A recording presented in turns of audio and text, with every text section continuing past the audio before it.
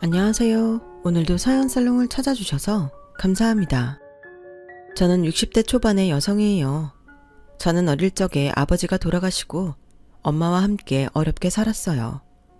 원래도 집안 형편이 넉넉하지 않았는데 아빠가 돌아가시고 더 많이 힘들어졌어요.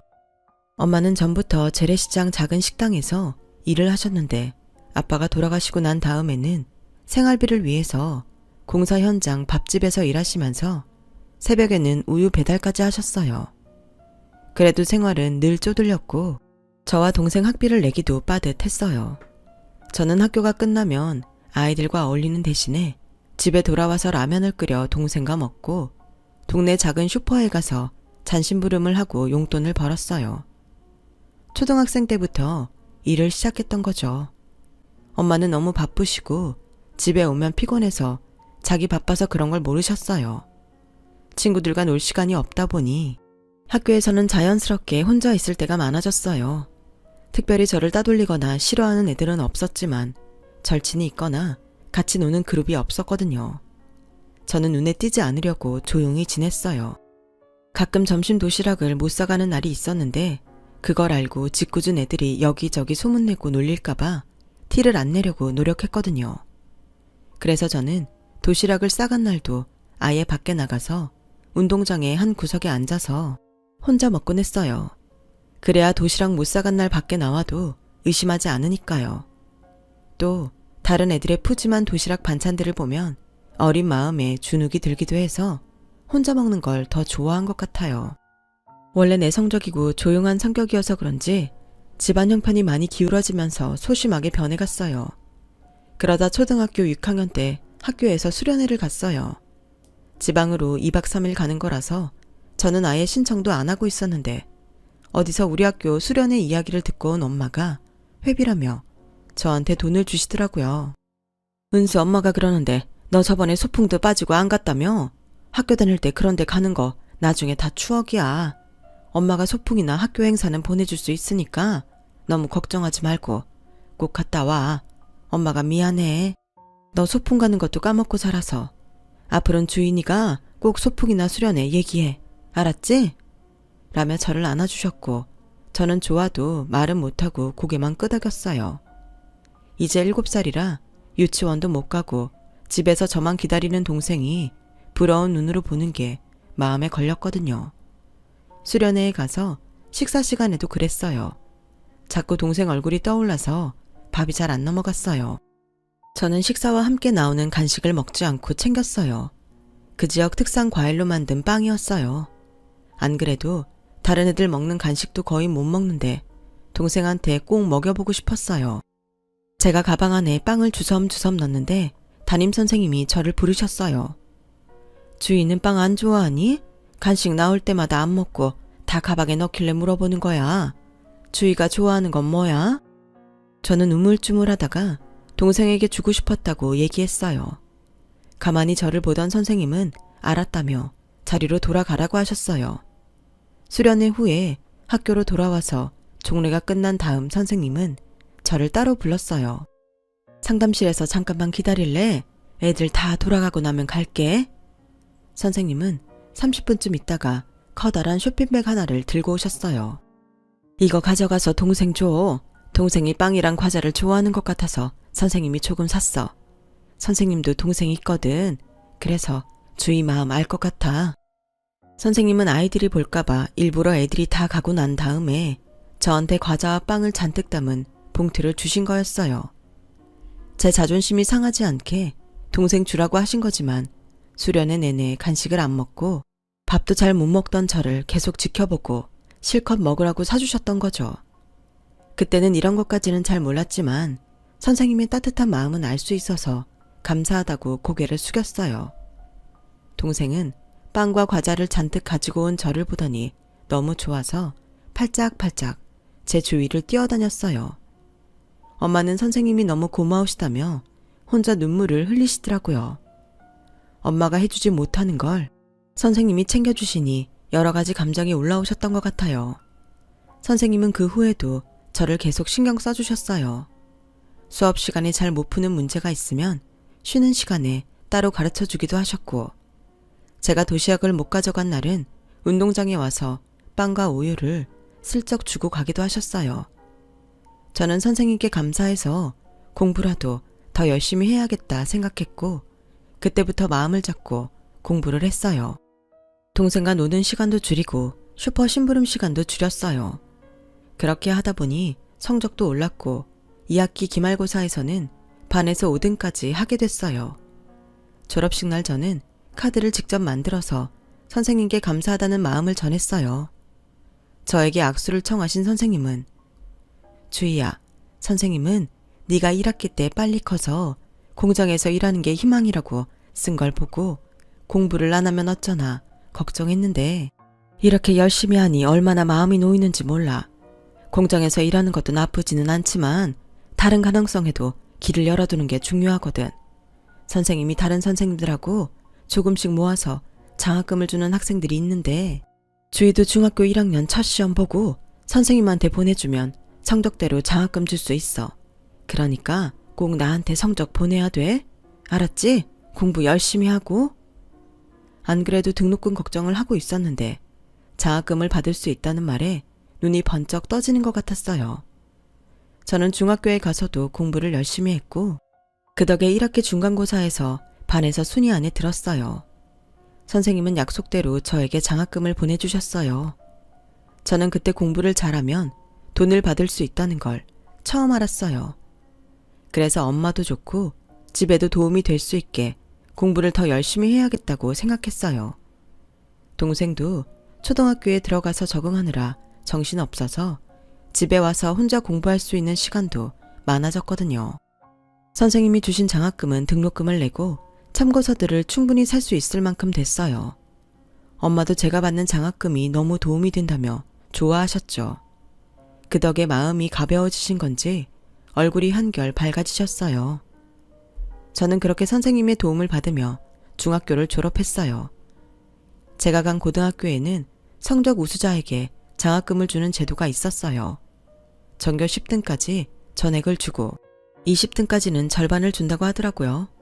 저는 이 사실을 선생님께 알리고 여기서 열심히 해서 장학금을 받아보겠다고 말씀드렸어요. 선생님, 이번 학기부터는 학교에서 주는 장학금 받을 수 있도록 노력할게요. 그동안 정말 감사했어요. 나야말로 고맙지. 내가 담임했던 학생이 3년 내내 장학금을 받아서 내가 얼마나 어깨가 으쓱했는데 그 학교 정숙자 국어 선생님이 나랑 대학 동기야. 어려운 거 있으면 그 선생님한테 말씀드려. 내가 잘 얘기해놨어. 라며 끝까지 저한테 도움을 주셨어요. 저는 그때부터 하루에 5시간만 자면서 공부를 파고들었어요. 동생은 제가 집에 와서 거의 공부만 하니까 자기랑 놀아달라고 투덜대기도 했어요. 주연아, 우리 집에 돈이 많았으면 좋겠지? 그래서 주연이 먹고 싶고 사고 싶은 거 원 없이 사는 거 소원이랬지. 그거 네가 공부 잘하면 이루어질 수 있어. 언니도 그래서 공부 열심히 하는 거야. 너도 지금부터 열심히 공부하면 네 소원 다 이룰 수 있어. 라고 달래며 설득했더니 동생도 그때부터 공부하는 태도가 아주 진지해졌어요. 저는 학원은 못 다녔지만 대신 학교에서 하는 자율학습 시간을 꽉꽉 채워가면서 공부했어요. 아침에도 다른 학생들보다 1시간씩 일찍 나가서 공부했고요. 국어 선생님은 틈틈이 저한테 어려운 건 없는지 살펴주시고 따뜻하게 대해주셨어요. 저는 두 선생님의 지지 덕에 든든한 마음으로 고등학교 시절을 보낼 수 있었죠. 그렇게 공부를 한 덕에 노력은 저를 배신하지 않았고 전교 10등 안에 들어서 장학금을 받을 수 있었어요. 한 번 20등 안으로 밀려서 반액 장학금을 받은 적이 있는데 정말 너무 속상했어요. 무엇보다 엄마한테 짐이 된 것 같아서 마음이 무거웠죠.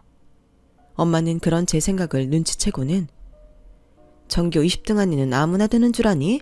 하고 싶어도 못하는 애들이 얼마나 많은데. 학원 다녀도 안 되는 애들이 수두룩해. 난 그렇게 공부 잘하는 내 딸 등록금 반이라도 내줄 수 있어서 너무 좋아. 라며 저를 격려하셨어요. 저는 엄마에게 고맙고 미안해서 더 열심히 했고 동생도 그런 저를 보며 따라하더니 전교에서 1등도 하더라고요. 초등학생 성적이라도 정말 대견하고 기특했어요. 그러다가 고3이 됐고 저는 망설이지 않고 사범대학에 가기로 했어요. 저도 초등학교 때 담임 선생님처럼 되고 싶었죠. 고3 때는 유난히 시간이 느리게 가는 것 같았어요. 힘들고 어렵다는 생각이 들 때도 참 많았어요. 그럴 때마다 엄마와 동생, 그리고 선생님을 생각하며 고비를 넘겼고 대학 입학시험을 볼 때까지 견딜 수 있었어요. 그리고 저는 당당하게 좋은 대학 사범대에 합격했어요. 엄마와 동생은 물론이고 국어 선생님도 기뻐하셨어요. 저는 초등학교 때 선생님께 이 소식을 알려드리려고 연락을 했어요. 한동안 공부 때문에 제대로 연락도 못 드려서 제 합격 소식을 전해드리면 좋아하실 거라고 생각했어요. 하지만 선생님 번호는 없는 번호라고 연결이 되지 않았어요. 국어 선생님은 그제야 제게 사실을 말씀하셨어요. 사실 지난 여름에 집안 문제로 갑자기 해외로 이민을 가게 되셨어. 김현숙 선생님이 너 공부하는데 방해된다고 절대 알리지 말라고 신신당부해서 지금까지 말 못했어. 나도 지금은 연락이 안 돼서 주소를 모르겠다. 그래도 너 이렇게 잘 됐으니 나중에라도 만나면 김 선생님이 굉장히 뿌듯해하고 자랑스러워할 거야. 아무리 바빠도 연락을 한 번이라도 했으면 좋았을 텐데 후회가 됐지만 이미 지난 일이었죠. 저는 그만큼 더 열심히 살아서 선생님 같은 사람이 되겠다고 결심했어요. 대학에 가서 저는 학생들 거회를 하며 용돈과 집안 생활비를 벌었어요. 중학생이 된 동생은 전교 1등 자리를 놓치지 않고 장학금을 계속 받더라고요. 엄마는 저희 자매가 일생의 자랑이라며 정말 기뻐하셨어요. 하지만 저희 집의 소박한 행복은 오래가지 않았어요. 엄마 건강이 나빠져서 병원에 갔더니 암이라는 진단 결과가 나왔거든요. 그동안 밤낮으로 힘든 일을 하신 엄마는 여기저기 아픈 데가 많으셨어요. 조금 아파도 병원비가 아깝다고 참기만 하던 게 쌓여서 이렇게 큰 병이 된 것 같았어요. 엄마의 병은 이미 깊어질 대로 깊어진 상태라서 병원에서도 쏜쓸 도리가 없다고 하더라고요. 결국 엄마는 병원에 입원하고 얼마 안 돼서 돌아가셨어요. 저와 동생은 서로를 붙잡고 펑펑 울었어요. 정말 이제 세상에 우리 보호자가 없다는 것과 엄마에 대한 그리움과 아픔에 한동안 웃음도 잃고 아무 힘도 나지 않았어요. 학교도 휴학하고 넋을 놓고 몇 달을 지냈는데 어느 날 동생이 그러더군요. 언니, 우리가 이러면 안 될 것 같아. 다시 정신 바짝 차리고 열심히 살자. 그래야 나중에 엄마를 봐도 자랑할 게 있지. 엄마도 기뻐하실 테고. 저도 그 말이 맞다고 생각은 했지만 좀처럼 기운이 나지 않았는데 오히려 동생이 저를 위로하니 이러고 있을 수만은 없다는 생각이 들었어요. 이제 동생한테는 저밖에 없는 거니까 제가 더 잘 살아야 된다고 생각했죠. 저는 마음을 다잡고 학교를 다니며 과외도 열심히 했어요. 이제부터는 제가 진짜 가장이니까 더 돈도 많이 벌어야 했어요. 과외가 줄어드는 시기에는 식당에서도 일하고 가끔 야식집에서도 일했어요. 그러면서 엄마가 얼마나 고생을 하셨는지 절실하게 느껴져 눈물이 났어요. 알바하는 시간 때문에 공부하는 시간이 줄었지만 졸업시험과 졸업 논문을 꼭 패스해야 된다고 생각하고 최대한 남은 시간을 활용해서 이를 악물고 공부했어요. 졸업시험에서는 생각보다 점수가 안 나온 것도 있었지만 전반적으로 성적이 괜찮았어요. 졸업 논문은 좋은 평가를 받았고요. 저는 졸업을 하고 사립중학교 정규교사 채용에 원서를 냈고 무난히 합격해서 사회교사가 됐어요. 그날 저와 동생은 엄마 무덤을 찾아가서 인사를 했어요. 엄마, 우리 더 열심히 살게요. 주연이도 잘하고 있어요. 내년이면 고3인데 엄마가 하늘에서 잘 보살펴 주세요. 동생은 머리가 워낙 좋아서 늘 전교등수 안에 들었고 학교에서도 기대하는 학생이었어요. 저는 교사가 된 첫 해라서 배울 것도 많고 업무도 많아서 동생을 제대로 챙겨주지 못해서 걱정이 됐는데 동생은 그런 저의 걱정을 보란듯이 씻어주고 명문대 의대에 합격을 했어요. 그 무렵 저는 학교 동료 선생님 소개로 다른 중학교 교사를 만났고 결혼 얘기가 오가고 있었어요. 그런 중에 동생의 의대 합격 소식은 저를 으쓱하게 만들어줬어요. 제가 부모님도 없고 그렇다고 집이 부유한 것도 아니라서 남자 쪽 집에서 은근히 깔보는 사람들도 있었거든요. 시부모님은 엄한 데가 있어도 반듯한 분들이어서 저를 집안 환경으로 차별하지 않았어요. 남자도 자상하고 바른 사람이었고요. 시부모님이나 남자가 부모님 없다고 업신여겼으면 저도 결혼까지 생각 안 했을 거예요. 그래도 동생이 장래 의사라고 하니 시부모님들 태도가 좀 달라지긴 하더라고요. 동생이 2학년이 되기 전에 저는 결혼을 했고 몇 달 뒤 임신을 했지만 시고모님들 극성에 한 달에 몇 번씩 시댁에서 잔치나 제사 음식을 했더니 몸에 무리가 와서 유산을 하고 말았어요. 그때는 정말 많이 힘들었지만 시부모님이 고모님들 단속을 하면서 저만 일을 시키는 건 없어졌어요. 당시가 제 결혼 생활에서는 가장 위기였던 것 같아요.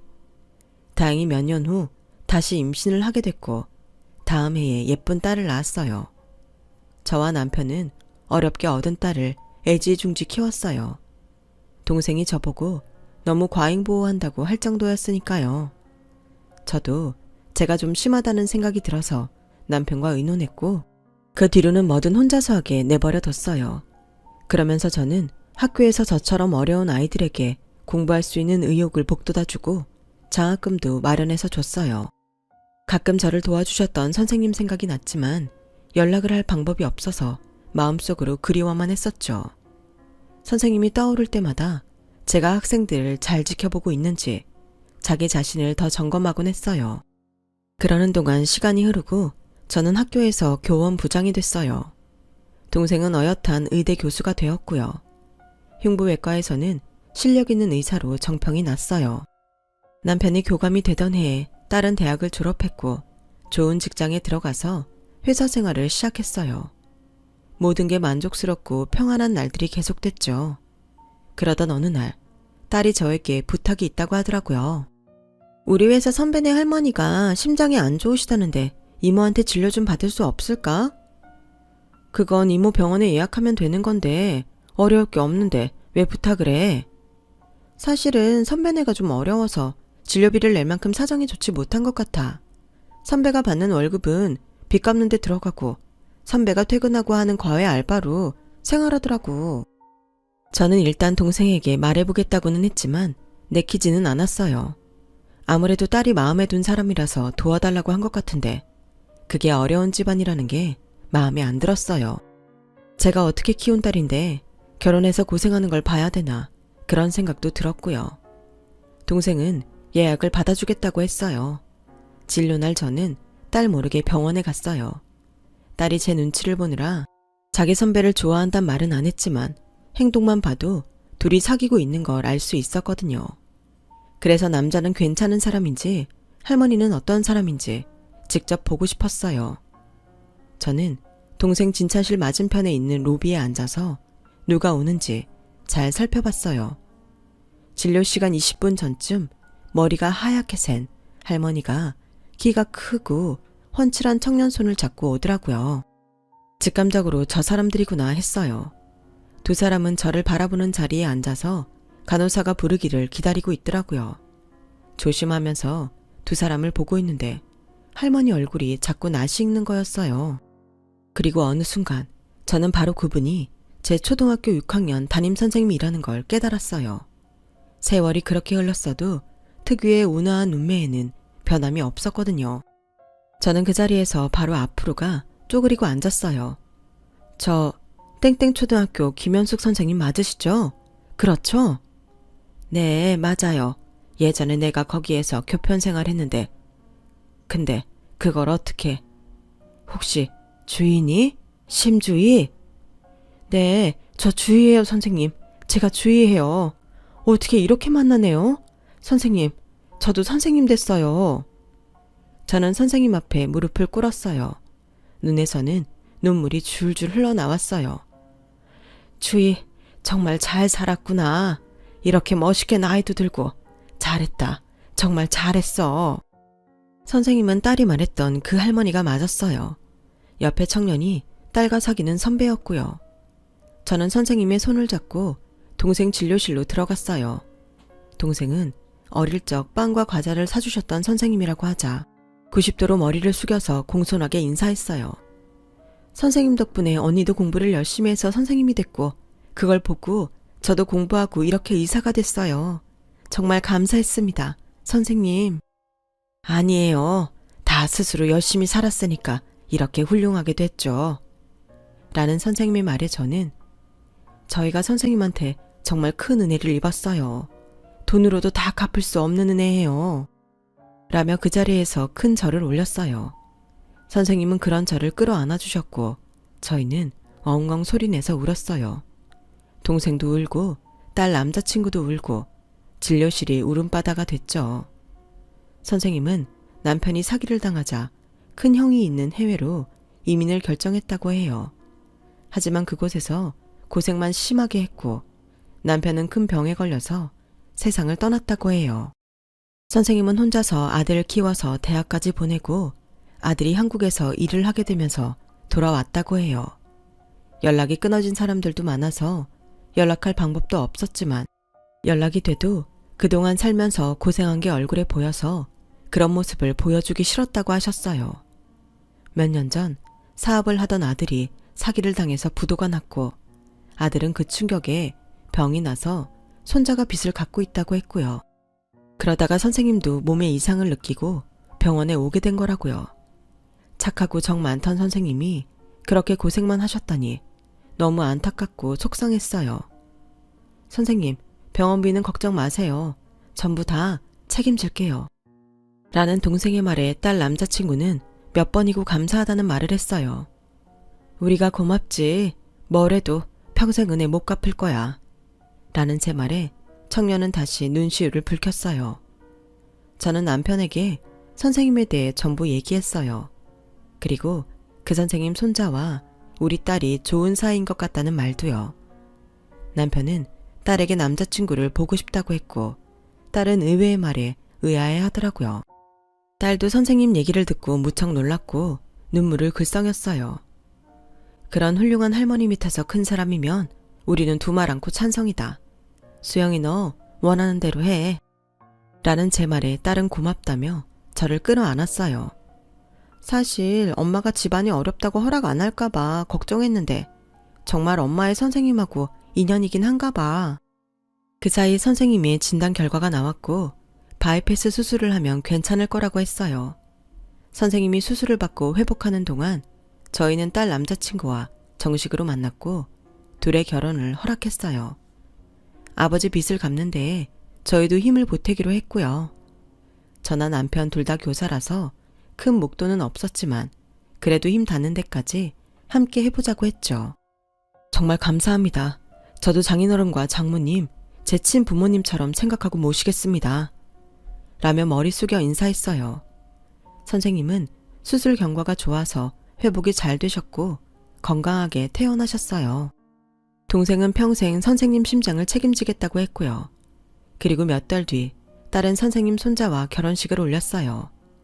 정말 감동적인 순간이었어요. 선생님은 돌아가시고 없는 사부인 자리를 채우셨고 선생님 아드님도 그러니까 저희 사돈도 많이 회복되어 혼주 자리를 지켰어요. 저희는 그날 이후 진짜 한 가족이 됐죠. 그리고 시간이 흘렀고 몇 년 전 선생님은 세상을 떠나셨어요. 모두가 지켜보는 가운데 평온한 얼굴로 돌아가셨고 저는 마지막까지 선생님 가시는 길을 지켰어요. 저희는 딸과 사위 그리고 손녀 손자들하고 잘 지내고 있고요. 사돈어른과도 잘 왕래하고 있어요. 모든 게 선생님이 만들어주신 인연이라서 늘 감사하는 마음뿐이네요. 선생님을 다시 생각하니 눈물이 납니다. 선생님께 받은 사랑 늘 베풀고 살겠습니다. 사연 들어주신 분들 모두 감사합니다. 다들 행복하시고 좋은 일만 많으셨으면 좋겠어요. 행복하세요. 여러분, 사연 댓글에 응원과 현명한 조언 부탁드려요. 좋아요와 구독은 저에게 큰 힘이 됩니다. 오늘도 좋은 일 가득하세요.